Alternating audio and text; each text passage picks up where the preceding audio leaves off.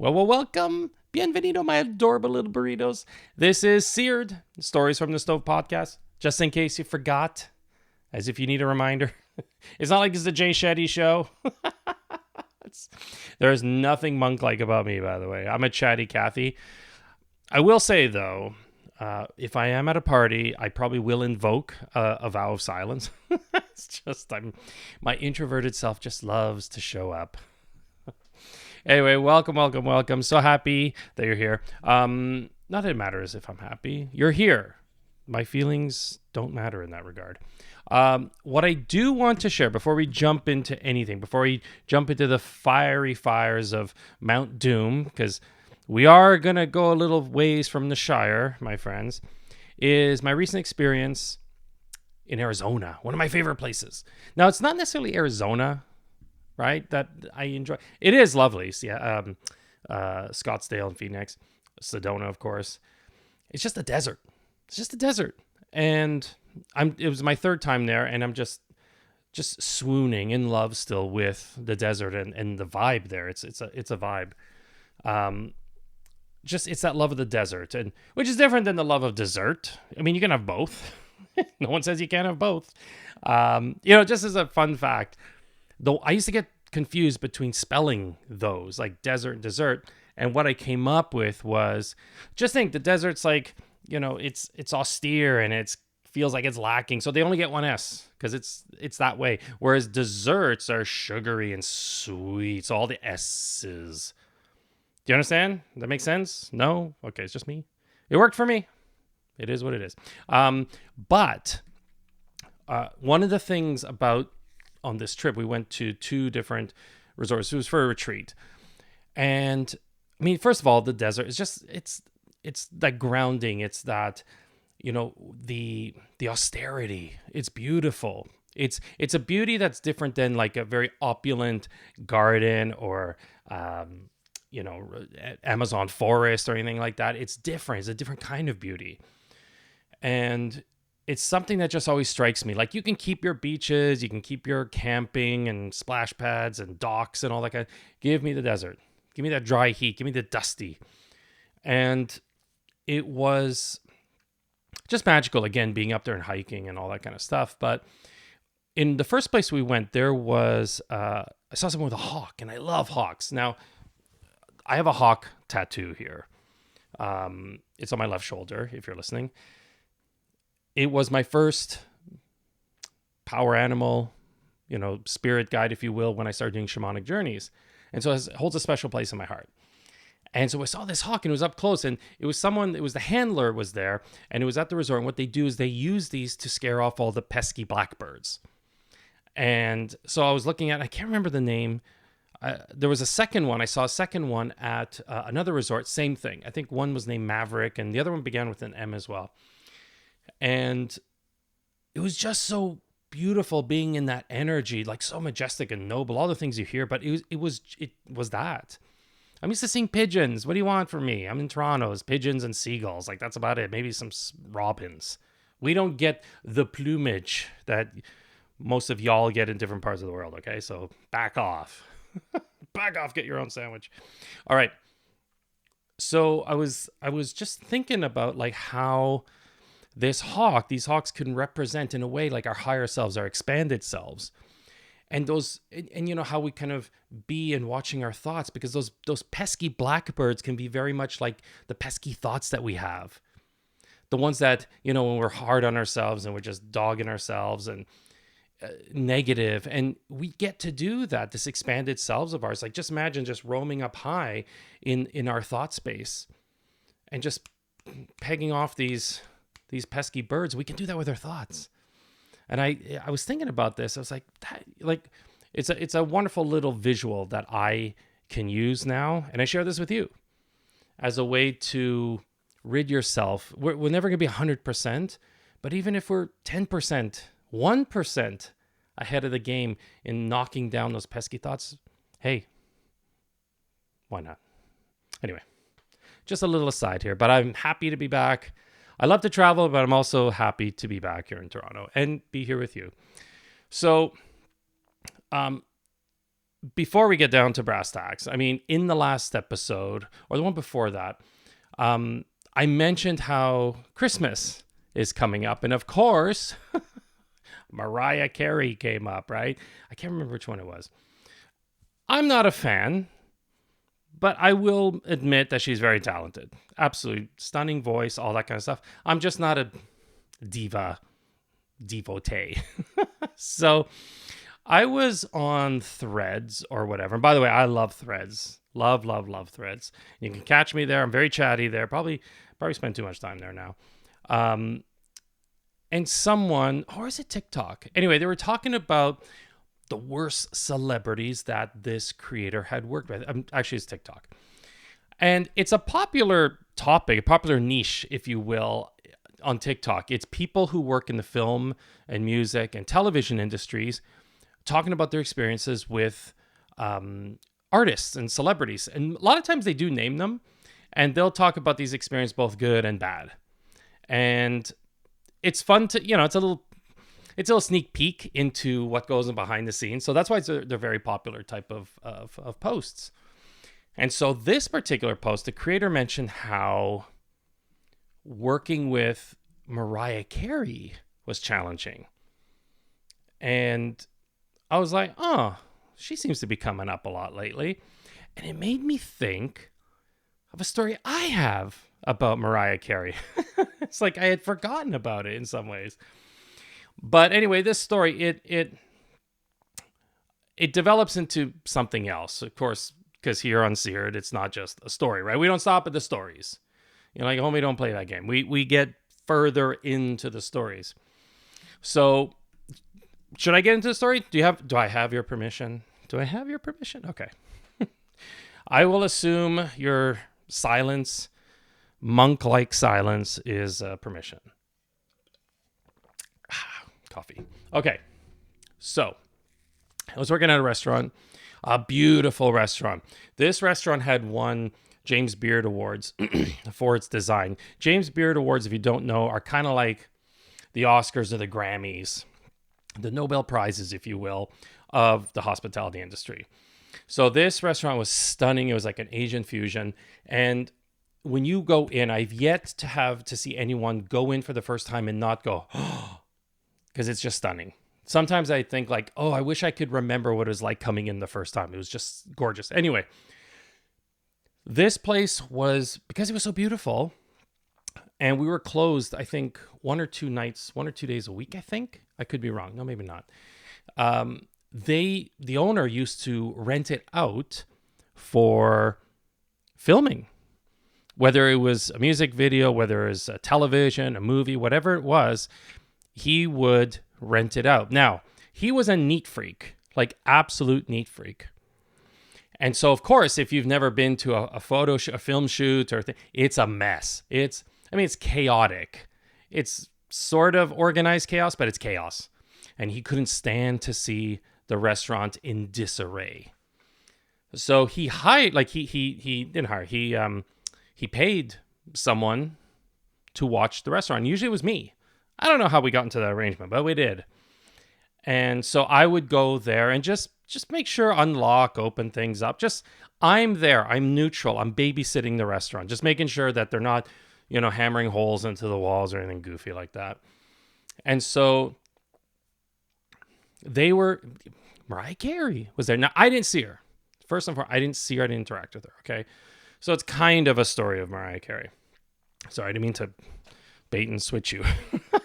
So, but the crew was all there and they were setting up, and it was obviously a dinner scene, and the prop person came to me and said, "Oh my God, we need to have like snails, like escargot." I'm like, "Okay. Do you have any?" I'm like, "No, we don't. It's a Asian fusion restaurant. We don't do escargot." And so she's stressing out and she's taking out on me. I'm like, "I don't work for you.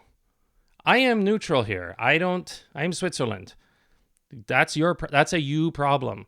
Now, I was a lot nicer then. I probably would have said that now. I was like, well, there's nothing I can do, essentially. And I think it was a Sunday, so nothing's really open. And so she's wigging out. And,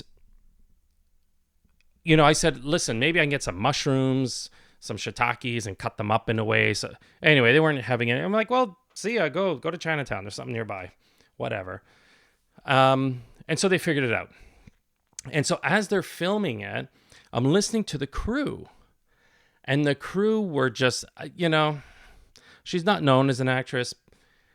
And they were kind of making fun of her and her acting and just saying how awful the scene was. And then they started also talking about just how challenging she could be, echoing what that TikTok poster said. And so you could just feel the energy. It was a vibe, and it didn't seem like people were happy to be there. And they finished up and they went off, but you can hear them murmuring. It was like they were working for someone they really didn't respect. And so it kind of stuck with me, this idea of just like working for someone that doesn't show you respect. Respect is earned, right? It's a given for me, at least at first, but it's something that in the end, you don't get unless you give. All right. Now, I want to counterpoint that with a story of, it was the same thing. They bought out the restaurant to film a TV show. Now, this show was called Doc, and it was shot in Toronto. If you ever watch it, I didn't really watch it. I watched it just because I saw them filming it. And you can totally tell it's Toronto. And this was around the year 2001, I think. And so who starred in it? Well, Billy Ray Cyrus, Miley's dad. And he was quite the opposite, right? Like instead of they were filming a scene with him in it there, obviously. And instead of him retreating into his trailer or whatever it was, he went in the back with us. He was in the kitchen. And he was the nicest guy. Like, he was a cool dude. He was just sitting there. He was talking to us, kind of joking around with us. He was just sitting on a chair and just kind of rocking back and forth. And there was such an ease about him. It was really cool hanging out with him. And it wasn't for long, but he was just there having his water or coffee or whatever, just chatting a little bit while they were setting up the shots. And it was just quite a different vibe altogether. Now, I kind of put these back to back. And this is not to demonize Mariah. Again, I don't know her. I'm sure she's lovely and has a good heart, right? Bless her heart. I can't imagine what it's like to be like a massive superstar like that and have always people coming at you and all that kind of stuff. But I don't know. I mean, Billy Ray Cyrus at his height was a big star in another way. And, and I'm sure he had his moments, right? But I think when you look at people overall and how they, it's like what they have to say about you is a reflection of kind of, in some ways, of who you are. And if the majority of the people are saying, they're a really cool cat, then you're probably going to believe that. And if the majority of people are saying challenging to work with, it might be that too. Again, I don't know in the end. But after all of this, where I'm going to get to the point, is what comes up for me is humility, right? There's that expression that came up to mind too, is be careful how you treat people on your way up, because you might meet them again on your way down. Now, this was a quote actually that was specifically directed at Hollywood stars back in the 30s, but it's grown and can be applied to pretty much anyone in any industry. And all right, so how does this apply to you then? Right? Like you, my little escargots. My little escargots and the beautiful garlic butter sauce. Let's dive into this, because I think it's really important. As I'm listening to myself recount these stories, humility is huge. And I want to share with you why this is so important in your life. So I'm going to get right to that.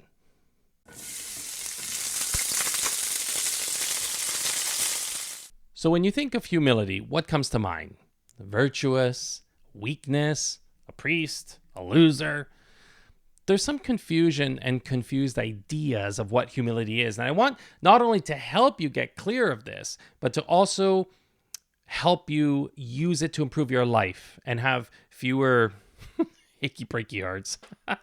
Sorry. The easiest way to start this is by sharing what humility isn't. what it isn't, because we do get confused. Now, one quote I love is by C.S. Lewis, which is that true humility is not thinking less of yourself, it's thinking of yourself less. Pretty good. A guy can write, right? So, now, as an aside, speaking of C.S. Lewis, if you haven't read or listened to the Screw Tape Letters, oh my God, it is so good.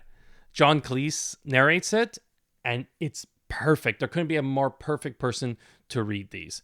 The Screw Tape Letters is kind of like a satirical novel that is essentially like a series of letters from like this senior demon, Screwtape, that's his name, to his nephew, whose name is Wormwood. And he's like a junior tempter or whatever. And it's a mentorship that helps Wormwood keep his patient, what they called his patient, away from God and closer to what they called our Father below. And it's well written. It is funny. It is very poignant. And it's like a wonderful insight into the human condition and what constitutes virtue and all that. I'm probably not doing the best, not doing it justice. Please check it out. I mention this because humility is referenced there many times. And so as I was thinking about this podcast and thinking about humility, that came up. And two quick notes, by the way, about the Screw Tape Letters. First of all, the person that introduced me to it was one of my therapists. So I don't know what that said about me, but he's like, yeah, you should like watch this or read it. And the second was that the novel was dedicated to J.R.R. Tolkien, who was a friend of his, of C.S. Lewis, not my therapist. My therapist was old, not that old. Anyway, let's get back to what humility ain't. So, firstly, humility isn't quite the same as being humble. It's also not the state of being humiliated. Humiliation is to cause a painful loss of pride or self-respect or dignity. Like, it's not like hammering at your ego like a mallet tenderizing eye of round. It has nothing to do with humility.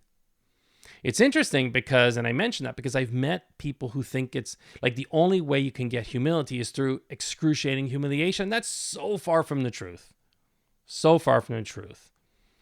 And, I think it's maybe because the words sound similar, but they, in a way they do, obviously, but they have the same root, which is humus, which means earth or grounding. It's not hummus. Mind you, that is a very delicious chickpea spread, but they're very different. So they do come from the same root word. Now, humble and humility are similar, right? They both refer to a sense of like modesty, but one's a noun, one's an adjective, but there's still more of a difference. Being humble is like an acknowledgement of your limitations and weaknesses and an absence of arrogance and pride. Humility is similar, but to me, it's like it transcends modesty. Like when we talk about humility, it's about this sense of self-awareness and an understanding of your place in the big picture. Humility can be described as having modesty and meekness, just like being humble or having humbleness, but it just feels deeper. It's like the difference between, a little sandbox and the desert, right? They both have sand, but there's something deeper about the desert, if that makes sense. Now, when some people hear humility, they hear weakness or denying your own worth. It's not self-deprecation or minimizing your own accomplishments or value. It's not discrediting yourself and deflecting compliments like, Wonder Woman with her bracelets. It's not about being a doormat either, where you have no opinion and you don't stand for anything. You let people just walk their dirty shoes on you. It's not that. It's also not about being 100% neutral or treating yourself as unimportant. That's not humility. None of those things are humility, but often we confuse that as such. I remember like growing up, we're taught not to brag, not to boast. Don't be braggadocious. Don't talk about yourselves in a big way, and that's just bullshit. Celebrate yourself, just maybe not at the expense of others. We hear about don't get a big head, check yourself, all that. As we get beat down as kids. And it's no surprise that when we do accomplish great things or when we step into our true selves, we feel like we have to hide it or keep it quiet or minimize its importance. All because of this nonsensical idea of humbleness, right? This false modesty. And that's just ridiculous. The people that spew that garbage, I feel, fear their own greatness as much as they fear other people's greatness. They're coming from their own beliefs and visions, limited visions of themselves. And don't let that be you. Celebrate you. Celebrate others. When we can do that through the lens of humility, it's a beautiful thing. It's like a fajita sizzle. Maybe I'm hungry. Maybe I'm talking about all this. Anyway, so what is humility then? What is humility? I'm glad you asked. I'm going to come at this from a more practical point of view rather than a place of like speaking from virtues or because when you talk about virtues too, there's like a religious context that comes in. And that's not really where I want to go with this. Because as you know, I like to take these bigger concepts and make it bite-size, amuse-bouche size for you so you can take this into your life. And that's really the point of this podcast. So let's kind of look at this in a different way. Humility is an underrated trait. To me, it's like the basis for most other positive qualities to anchor themselves into. Like love is the big one. Absolutely, of course. But to me, if we were to have a top 5, humility is in that top 5. It's one of the foundational qualities a person can have and work from. Humility, again, to me, is necessary for growth. And if we can agree that the opposite of humility is arrogance, right? Which is what we normally see in definitions. I mean, the question is there room for growth when you're arrogant? Of course not, right? Because you got all the answers. And we all know those prideful pricks, those arrogant buggers who feel they have all those answers, who feel that they're better than everyone else, who don't see any room for improvement. So they stay stuck in their own bullshit. And that's why that hubris, you can't grow. You're stagnant because you don't see yourself as needing growth. But when you practice humility, you can see your own accomplishments, your talents and your skills, abilities, beliefs, and values, but you can also see that you have room to change. You have room to grow. And that there's a bigger picture, right? That you're not less or more valuable than anyone else, right? The most important aspect of humility is self-awareness. You're aware that you're human and you'll make mistakes, you'll fuck up. But also that you're a beautiful and strong person who makes a difference in this world, right? Again, going back to desert, like a cactus is no more beautiful or less beautiful than an orchid. They're both valid in their own ways and beautiful. Like owning both sides is what makes humility so powerful, right? When you know what it is that you don't know, and are willing to make the changes in your life, then you'll grow. You know? You become more resilient. You are able to overcome challenges. When you are able to stand in humility, you can see just this bigger picture, right? Humility is like a willingness to see ourselves truthfully. It's an accurate perception of our place in the world, an ability to acknowledge our mistakes and limitations. It's about being open and not about focusing on me, I, now, all the time. And it's an appreciation of the value of all things. Doesn't it sound lovely? Who wouldn't want that? Who wouldn't want a slice of that pie? And does that sound weak? Does that sound like something to avoid? I think not. I think it's such a powerful way to be and to sit in. And as a leader, right? Embracing humility means that you're a better problem solver. You're more creative. You acknowledge and respect others at a deeper level, and you understand as well as owning your own limitations, right? You're able to see like, oh, I screwed up, but not beat yourself up over it. It also strengthens your bonds with others. And if you're the spiritual type, it definitely helps you grow on the spiritual side. It opens that up. It opens you, in general, opens to new experiences overall. You realize that you're not the imperial poobah of this universe. It gives you proper perspective. It gives you the proper lenses to see things through. So, all right, so what does that mean? Okay, nice words, Paul. What does that mean? All right, good question too. I'm going to give you a couple examples of how this plays out, let's say in the workplace, but you can translate this into other things. So here are examples of better understanding humility, and again, how it can make you a stronger leader. This can be a work leading, it can be household leading, it could be, your book club leading, whatever it is, just leading.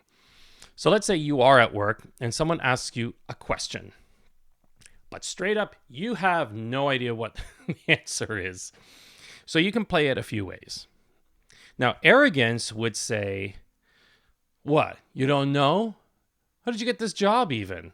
Like, no offense, but I would think twice about opening your mouth next time, especially if you have, if it's a question that everyone else knows. Charming, right? That's arrogance. Arrogance would come from that place.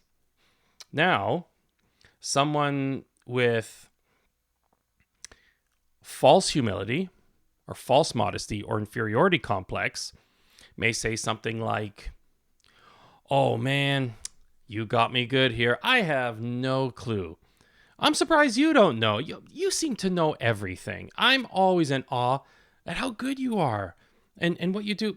Hell, I should be working for you.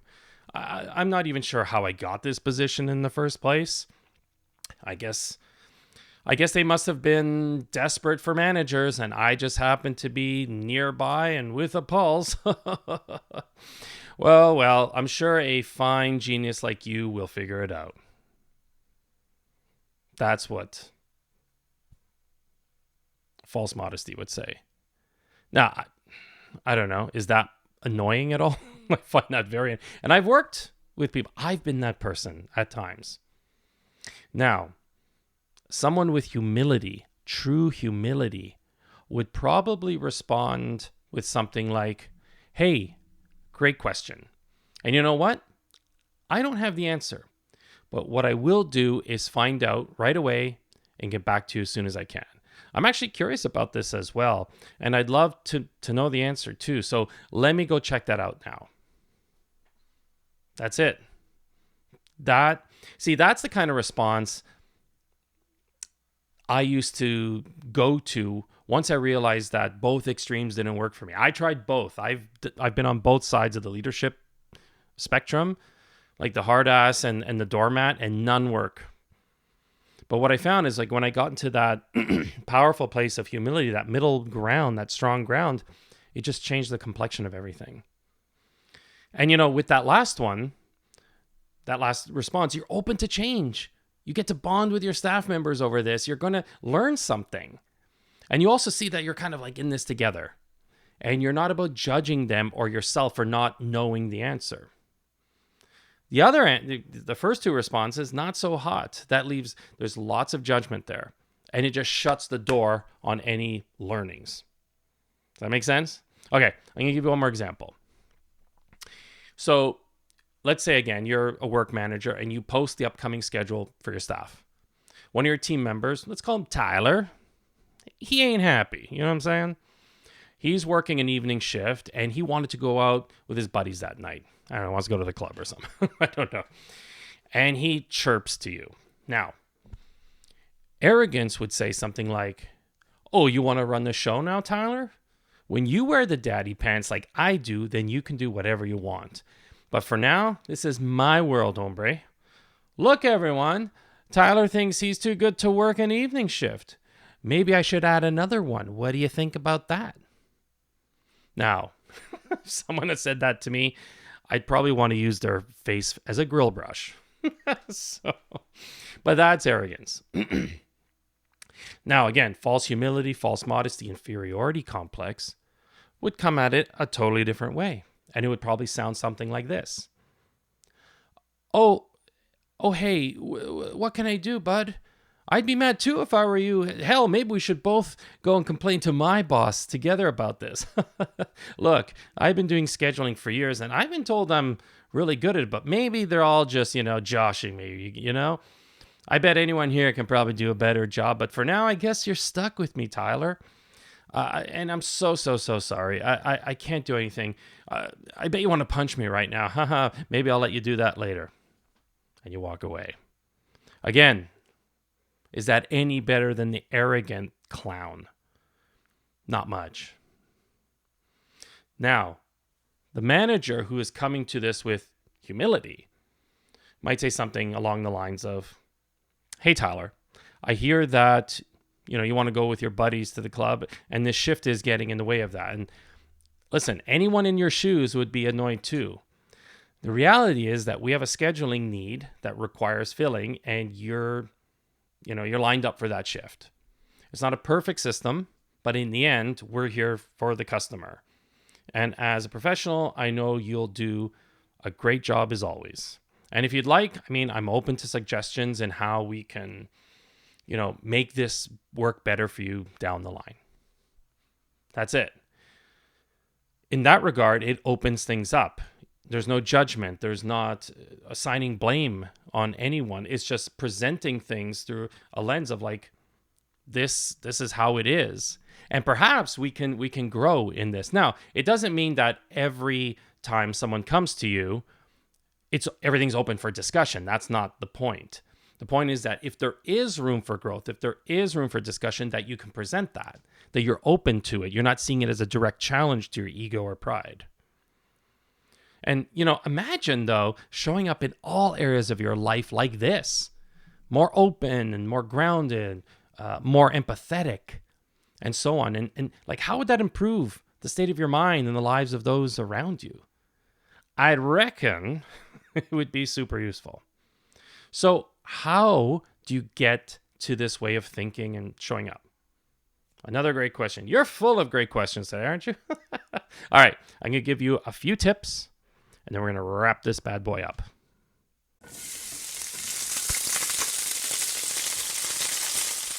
All right, are you limber? Have you had a chance to stretch out? Are you hydrated?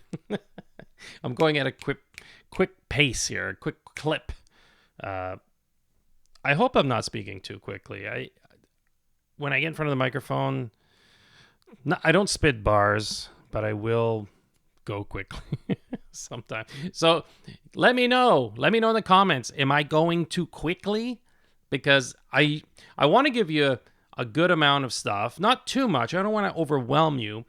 But this is not like some slow drawl like I'm telling story from the backwoods. You know what I mean? That's not me. I'm a city guy. We move. We gotta go. We gotta hustle. So anyway, we've been talking about humility and giving some examples of what that may sound like in your life, and examples of what it, are talking about what it's not and what it is. And right off the bat, I'm going to say that it's not easy finding that balance between, assertiveness and openness, which are both part of humility. But when they get to the extremes, that can get kind of into like aggression or compliancy. And as a leader, I have tried both of those extremes of the scale. As a young leader, I wanted to be the best leader, and I was reading all sorts of books and getting advice from everyone, and I got into both sides. So I was trying to be that hard ass. I was not good at it at all. Not good at it. But I tried it, and I fell, I did a face flop with that. And I also went to the other side, which was a little bit easier for me, which was just be super compliant and try to be the people pleaser and try to appease everyone. In the end, you appease nobody. And there's a lot of resentment on both sides. And so I had to learn to get into that sturdy middle, if you will. And that involves boundaries and things like that. Anyway, things that we've talked about and probably will talk about. Now, so depending, I mentioned that because depending where you are right now, you may find that as you want to step into more humility or practicing more, you may have to come up from the place of inferiority complex, while some of y'all may have to come down from the place of arrogance or pride, right? It's not, we're all on the scale there, and just figuring out, maybe for some of you, it's a tweak. For some of you, it might be a challenge. Like for me, it was a very big challenge. I do a lot of inner work and a lot of practice to get into the place, kind of like yoga, right? It's a practice. It's not a perfection. And so I want to share with you some of the ways that I did to get and continue to practice humility in my life. And you can obviously extend this to your life. So one, you can hear me say this almost every episode probably, or any episode with a list. Gratitude. I know. You're going to hear it a lot, and I'll tell you why. It is so foundational to so many things. We think it's this simple little thing, and it is a simple little thing, but it's powerful. Gratitude is powerful. And I've talked about this, I know, at least on one other episode, but basically it sets your mind into a place of opportunity. It sets your mind into a place of groundedness. When you are truly aware and grateful for what you have, it changes the complexion of how you see things. I can't explain it in a more succinct way. It just makes things feel more grounded, period. So practice gratitude, whether it's a journal, whether you do in the morning, at the night, whatever it is, whatever works for you, gratitude. Second, listen more, talk less. I think sometimes we make assumptions about people, and we often listen to reply and not listen for understanding. And what I mean by listen to understand is, what are their values? What are their interests? What are their perspectives? Like, what are they saying? Take away the filter of what I'm assuming they're going to say. And you'll see that there's so much more about them. Like, you're more open to other people's point of view and perspective because you're truly getting it from this other person, as opposed to you inferring it or assuming something about them. When we start to assume things about people, we've already put a judgment on them. And so the less you can assume, the less you can pull judgment off, the more open you're going to be. And that is more in the line of humility. 3, understand the difference between pride and prideful. So when we hear you talk about pride, and especially when people talk in a biblical sense, which we're not talking about, but often we hear pride as a negative thing. There's a difference between pride and prideful. Like, you can be, like, pride is that hubris, and that can be your downfall, as they say. Prideful is more like, I am proud of something. Like, I am proud of this podcast I'm creating. You can be proud of something that you drew. You can be proud of the way you interacted with someone that normally is very challenging. You can be proud of these things. There's a confidence attached to that. And that's wonderful. You want to take joy in your accomplishments. You want to step into that. It's just that is not what we're talking about. Pride. That's prideful. Pride, like I said, is the arrogance, is the hubris. And that's where you want to step away from if you want to get into humility. 4, ask for what you need. Okay? This is challenging for people who are people pleasers. Like, when you're in humility, you know that there are times you need assistance. It doesn't make you weak or useless or whatever. It shows strength to ask for help when you need it. And also, when people see that you are asking for help, you're modeling it and you're encouraging them to ask for help too, and like from you. And they feel like they can come to you instead of trying to do it all themselves and messing up.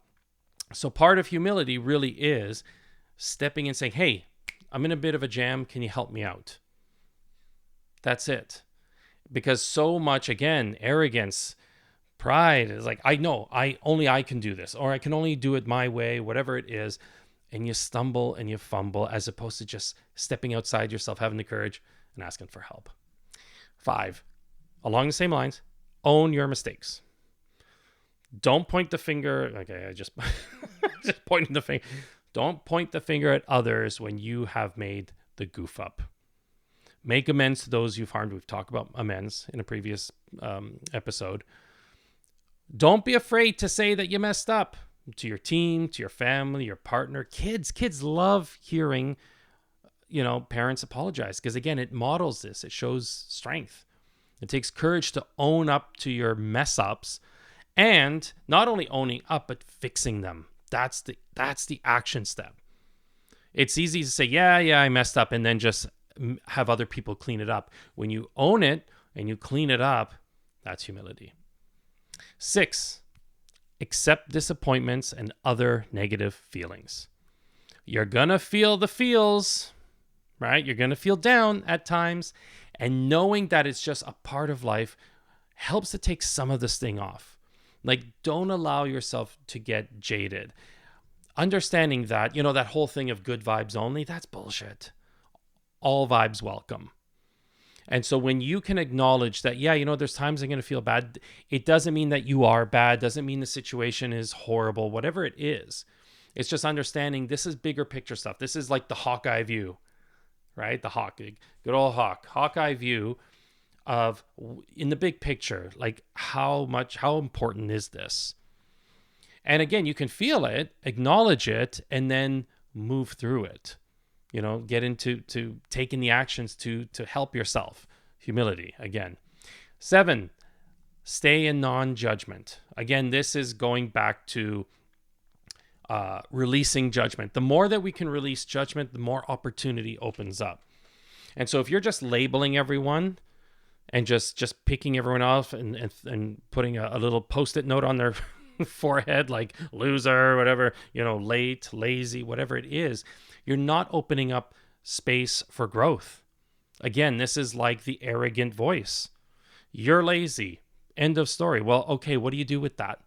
When you can open up, say, hey, I can see that, getting here on time is a challenge. What can we do to fix that? Because it's very important to us that you show up on time.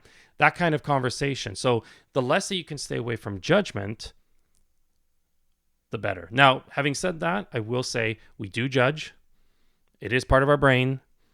It's not always bad necessarily to judge, but the judgment I'm talking about is the one that comes with, again, that arrogance. So just a little aside there. 8, stop seeking approval from others. People come and go.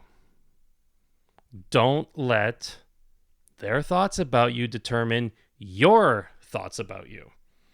And the seeking approval from others, I stand before you as someone who has struggled their whole life with seeking external validation. I'm telling you, it's something that doesn't disappear overnight, but the more I've been able to release that, oh my God, the better I feel about myself. It's so good.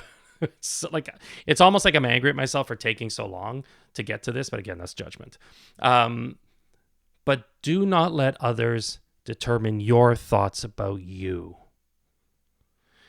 When we go inward and we know we're the real deal, all that stuff tends to disappear. And you come from the place of authenticity, from congruency, because you are stepping from that place of, again, humility, which sees everybody with their own truths, but you have your own. You can acknowledge their truths, but in the end, you act and sit in your own. 9, give and receive feedback graciously. And we talked about feedback in, again, a previous episode. So you'll see there's overlap with some of these things. But again, because they're important. Being able to give meaningful feedback is important so people know where they stand with you. But also to receive it. Again, arrogance will put a wall up and say, no, I'm not getting feedback because I know I am such. Or underneath all that is a lot of insecurity and they don't want to hear it because they know it's true and it's too much for them. But when you can open, say, hey, you know what? That's a great idea. Or let me think about it. Or let me sit with that. And really do sit with that. Doesn't mean that you have to take everything in as gospel, not at all. Some people can give feedback that's absolutely doesn't apply to you. But the fact that you're open to it, that's true humility. Like where you feel like as a chef, I learned stuff from like the dishwashers. It was like some of the coolest things they taught me. Servers, everyone, like people who, other chefs with their freaking egos sometimes would think I know the most here, which is horse shit. They don't know everything. And when they can take in different people's, because everyone's got different lived experiences and experience in general, they are opening themselves up. So then when I give feedback to you, you're receiving it the same way because I've modeled that. And lastly, 10, be open to change, even if it feels hard. Even when ego wants to say no or pride steps in, right? Like when you step into humility, you're opening yourself up to great things, and people will see you in a powerful and grounded way, right? Like when you can open yourself up to change, it's a beautiful thing. It feels hard in the moment. It feels hard because everything about you wants to say safe. Don't change. Stay in your comfort zone. But humility allows you the space and the grace to say, you know what? I'm a work in progress. How cool is that? Like, to me, I always think, like, how cool is it that I can be wrong? Ego doesn't want me to be wrong. Humility opens up the door to wrong because then we get to learn something and we get better, right? So all of these things, again, when you can step into these, you are powerful. You are more grounded. You're seeing things at a level that maybe other people struggle with. You'll feel more into integrity, and you'll also worry less about stuff because you know that no matter what, it's all good. And to me, that's how I always see things. Like things will work out, maybe not to the way I want them, but they're always going to work out. And in the story, what I talked about at the beginning, I felt that Miley's dad there had the qualities of humility. He didn't, at that moment in that space, he didn't feel better than or less than the people around him. He, like I said earlier, he was at ease with himself. He was okay not to be perfect. And I think that's why we all got drawn to him and why people were drawn to him in general. Of course, he had music and all that, but even then, there's a lot of people with wonderful music, but there's something about him, and especially with like superstar status.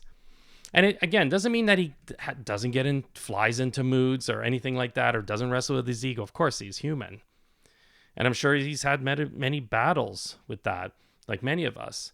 But in that moment, again, in the kitchen, I felt that ease, and it was nice to be in that kind of energy.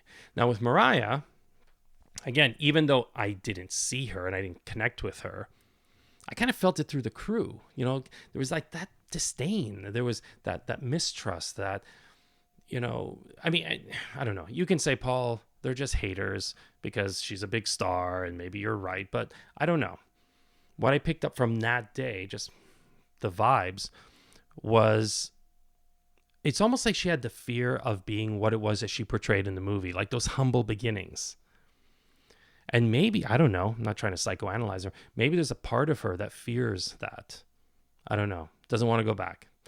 Anyway, humility is something that needs to be regularly worked on, or at least practiced. And as you start to do it more, it just becomes more a part of you. I need to practice it in some ways, like the gratitude and just staying open and just watching my ego.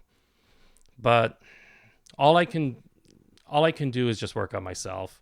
What other people think of me, what people think of you, is none of our business. So, all that glitters. That was the name of the movie, by the way, Glitter. All right. That's what I got for you today. Please don't forget to like, subscribe, etc., etc. You know the deal. Comment, review. We're getting close to 80 subs on YouTube, and my goal of 100 by the end of the month. I feel like we're getting there. It's getting closer and closer. So please share this with anyone you think can benefit from the podcast. That would avoid my achy breaky. Anyway, thanks again for being here. It's always a pleasure and delight having you. All right. Kitchen's closed. Now scram. Scram.